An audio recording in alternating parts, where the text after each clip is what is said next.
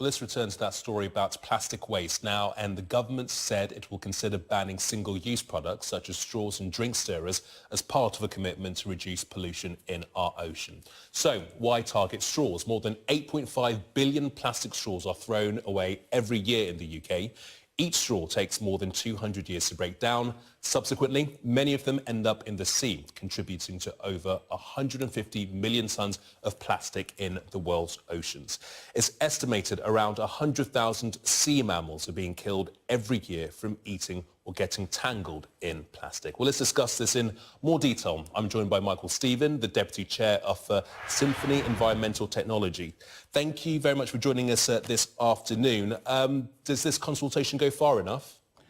Well, not really. We're in the plastics industry, and we've been worried for a long time that plastic products, if they get out into the open environment, could lie or float around for decades and fragment into microplastics and causing all sorts of problems.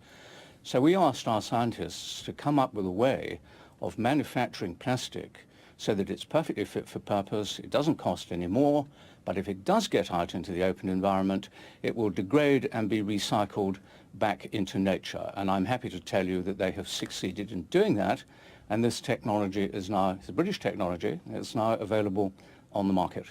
How does it work? Well, it works by reducing the molecular weight of the plastic to the point where the microbes, which live in the sea and on the land, can actually see it as a food source, and they eat it and recycle it back into nature. Does the technology come at a cost, and is it value for money? No, the great thing about it is that the factories can make the plastic products with the same machinery, the same workforce. They don't need to change anything. Supply chains are not disrupted. All they do is add a tiny amount of our special ingredient into the plastic when they're making the product, and there you are. It couldn't be easier. And there are some countries in the world, notably Pakistan, Saudi Arabia and others, who've now said we're not having any more conventional plastic in our country. It's all now got to be upgraded with this technology, which is called Oxo-biodegradable technology. The Prime Minister earlier on today talking about getting other Commonwealth countries on board. This is a global unified effort. You can't do this on your own. Well, indeed. I've been at the Commonwealth Conference, and so has my Chief Executive, Michael Laurier, and we've been telling delegates there what Pakistan has done. And we're saying, well, you all need to do it. And they're saying, yeah, sure, tell us more.